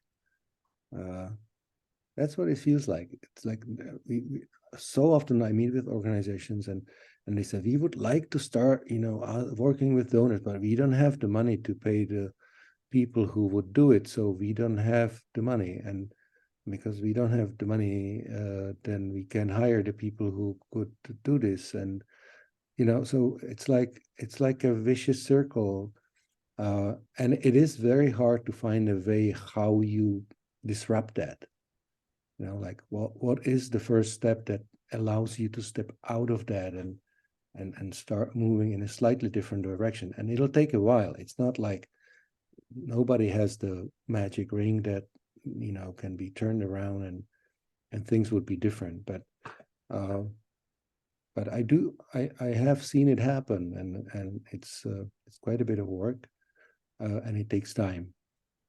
It'll take you 3 to 5 years to change that, and quite a bit of dedication and commitment to do it, but it can be done.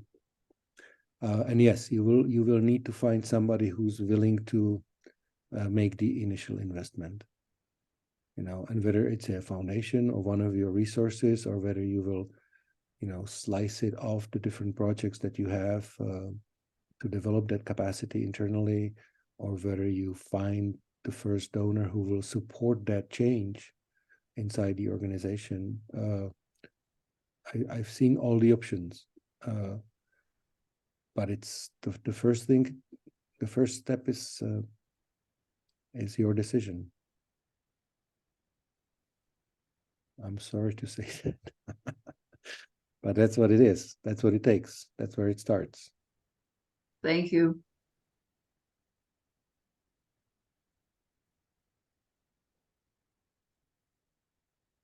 Because nobody else, nobody will do this for you.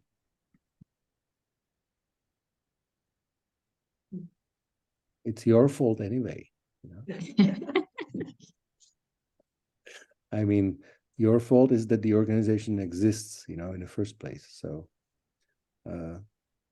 that's the thing. It's all our own fault, Nobody forced us to get into this. It's our decision that we want to do this, so let's do it. Mm-hmm. Who else wants to join the conversation? Or comment, present? Oh yeah, I told you, Jan, that Romanians are shy. I will try something. Please, Lara, please. We have a poisoned apple because we receive through the years some donations in terms of mansions to be restored from their appropriate landlords, let's say boyards, Romanian boyards, and so on. But without any money attached with the property. In a very bad shape. And this is very hard to deal with without a fund of money, without something that could help you at the beginning. And we were trying to develop projects around the communities, around these heritage buildings. And that gives us another problem, more resource and more people involved. how can we deal with this issue? We are a foundation made 20 years ago, more than 20 years ago, on the national trust basis, like in UK. So what is the question? how can we make this shift from a foundation with some principle like in the National Trust in UK to an East European foundation now to deal with the projects on specific heritage properties.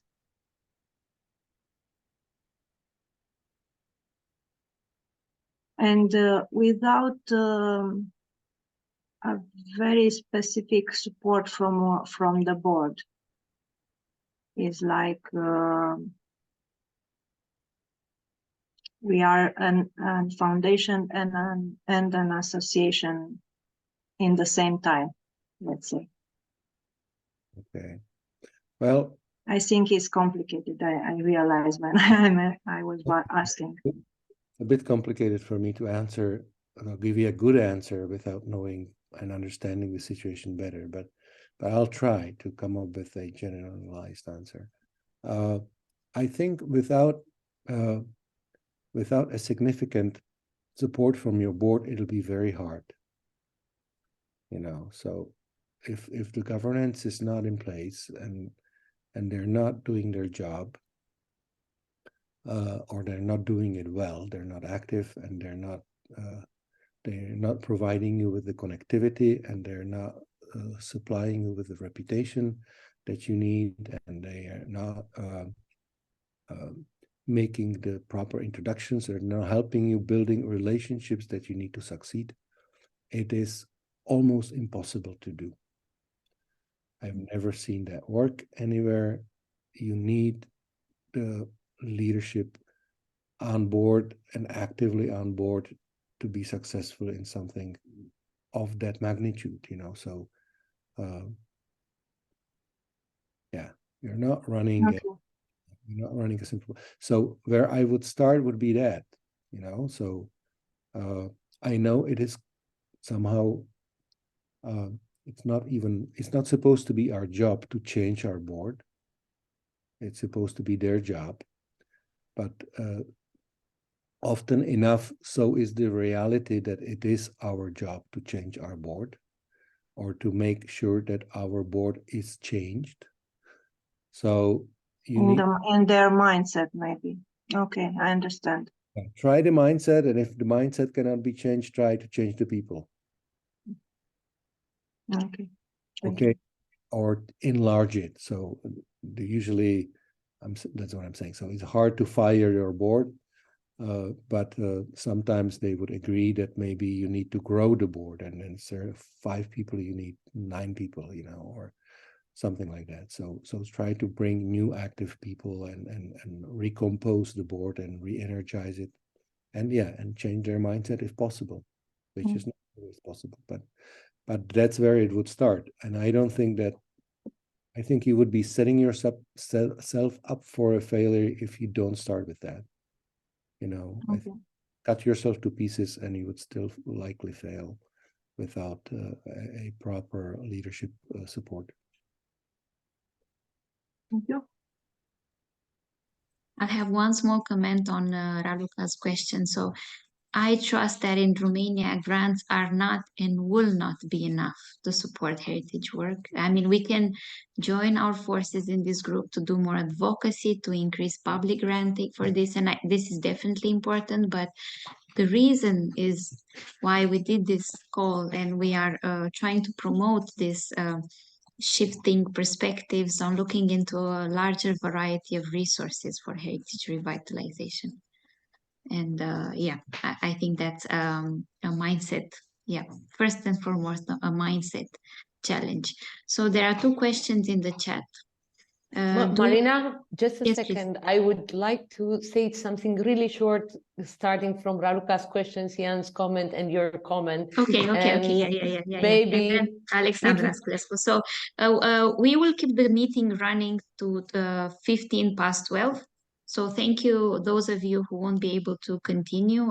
Jan, I understand you can. So I think it would be valuable if we, debrief in a few more questions, if this is since time allows. So Ruxandra. So just a suggestion, and I think I'm sure you thought about it, but maybe it would be really important to include board members in these conversations as well, because there it needs to, the major shift has to happen inside the minds of the board members. So I know that their time is very limited, but situations in which you expose them to this kind of meetings and conversation, the board members, not only the people in the team, I think that they are really valuable. Thank you. And sorry for kind of stepping in, but. No, that was important. Thank you. So Alexandra asks in the chat, do you have a tip on how we can get out of our bubble of heritage lovers to donate? To donors. To donors? Mm-hmm. And the second question, how can we identify recurrent sources of finance? So maybe it's also sources of recurrent revenues, I suppose, recurrent revenue streams or recurrent sources of finance. I would sense it looks at both. So what's the first? Oh, how do we? Do you have a tip on how we can get out of yeah. our bubble of heritage lovers to donors?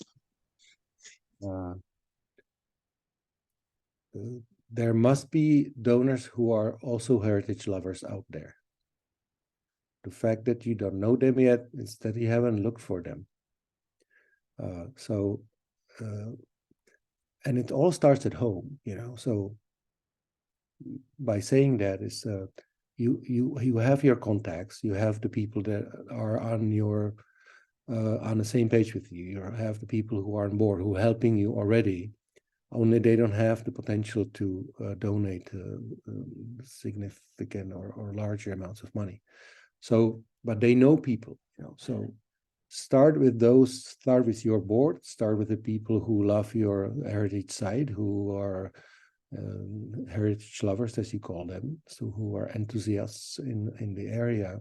They all have their social networks as well.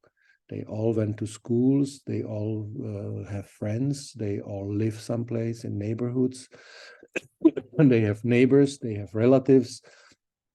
We all have our social empires. And if you look into your phone, and you go name by name, you will find 3 people who could become quite good-sized donors if you ever ask them to. And I'm not saying that you should do that. Well, you should. I hope you already have. But you know what I mean. So we all have people who could potentially support us with larger gifts if we care to think of them, if we care to put them on our prospect list, if we're willing to talk to them, and they know other people. So it is like a network of support that you're building, and the network of support that you need to develop is based on relationships that already exist, but they haven't been activated. So it is about who knows whom. And I don't know how it is in Romania, but in the Czech Republic, everybody knows everybody through one person, at least, sometimes 2, okay, but that's exceptional. So whoever is out there that you would like them to become your donors, there is most likely a person that you know already who knows them. And your task is not to dream of the person that you want to become your donor, but to think of the person who can make the introduction. because the most difficult thing in all of major donor fundraising is the first meeting. And whenever you can get to the first meeting, then 70% of the time you will get a gift. So the hardest thing in fundraising is your first meeting with a prospect donor. So the question is, who can get me that first meeting? Not who can give me the money. And the answer to who can get me the first meeting is hiding somewhere in the network of social contacts and relationships that you and your colleagues and your other heritage lovers already have. And they just never took the time and the energy and the thoughtfulness of discovering that relationship and that bridge. So that's the first question. And the second question. How can we identify recurrent sources of finances? Everything is a recurrent source of finance, you know. Every donor who is happy is potentially a recurrent source of finance. You know, so if you ask them, if you treat them well and you ask them again, they're likely to give you again. So if you do your job well and you make your donors happy, and when I mean happy, I mean it literally. So if you treat your donors well, and by treating them well means that you let them know that you have received their support, that the support was very helpful and meaningful, and you show them exactly what that meant and what was achieved because of their support, then the chances, and you thank them well, then the chances that they will want to continue supporting you in the future are huge. You know, so everything can be a recurring source of income. If you want something that's like sure, that's like certain that it will come, well, even endowment is not certain. When in times of economic crisis, it's not certain, but as certain as it can be, okay, as certain as can be, then you need to develop and grow your assets, your own assets. You know, that's the safest source of funding in the long run. Apart from that, it's all the committed donors who sign up to support you regularly on a monthly basis. That's probably the second safest source of income. Then, of course, if you can become part of a mandatory public budget support structure, then that's can be pretty safe, at least for a while as well. And the rest is all in quality of work that you will do as a fundraiser or as a fundraising organization or as an organization that works with donors. So if you do your work well, the chances that people will support you long-term and they will repeat their support are high. If you neglect them or you treat them as wallets, then they will not support you again.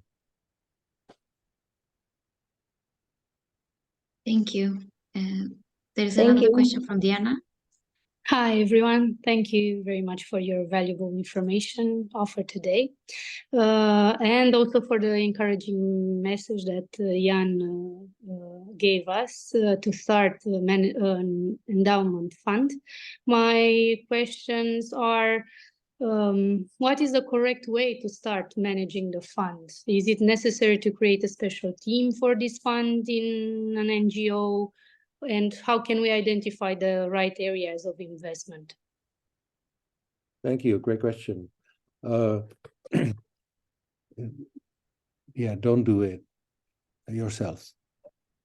You know, so it's not our job to become investment bankers or to be very skilled in asset management. There are people who know how to do it. There are people who know how to do it well, and they should sit on your investment committee as volunteers to help you make those decisions. So if you give people who are very good at it the opportunity to help you, they will help you. And at the same time, they are likely to become a very valuable point of contacts and door opening for you. So the way this is usually in most part done is that you invite volunteers and you recruit volunteers to meet, every quarter or so and help you make investment decision.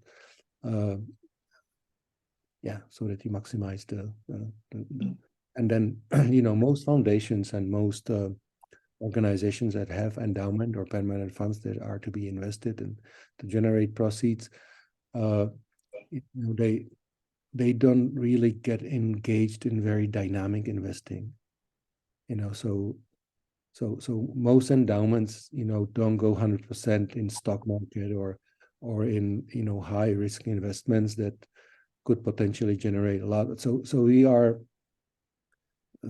mostly on the conservative side of investing, but then if you only do 2% a year, it's not worth it. So I would say right now in the Czech Republic, the standard proceeds on endowments are between 6 to 8%, and it's usually a mixture of conservative to semi-dynamic investing portfolios, and all good foundations have a board of experts or a advisory investment board that helps them make the good decisions in that respect.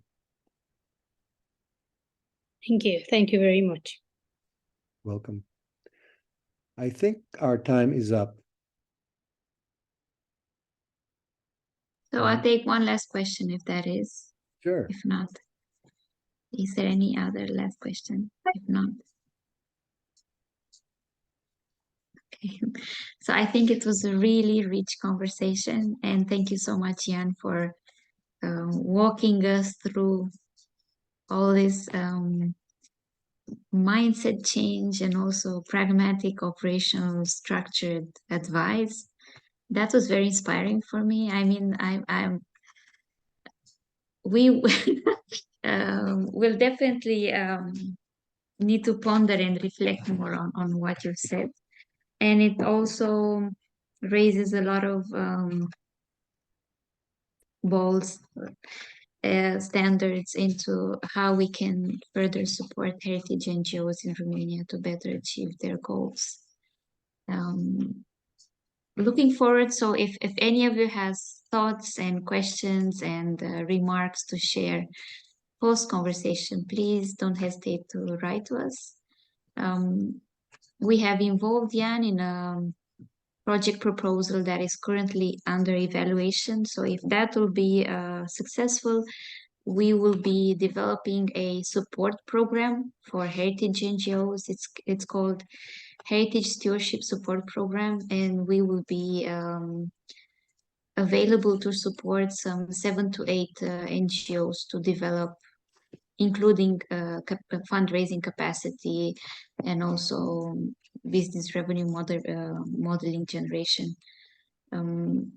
So this is something that we would love to further develop. We are also prospecting with at least one community foundation to pilot a heritage revival fund that would basically mobilize the fundraising capacity of community foundations in support of heritage NGOs. And this is also something that could be replicated, and it would help in the sense that it could relieve the heritage NGOs of these efforts to develop fundraising capacities on their own, and it will build on the existing fundraising capacity of community foundations to do this in the name of heritage NGO. So this is one lines of action of follow-up that we will be hoping to do, and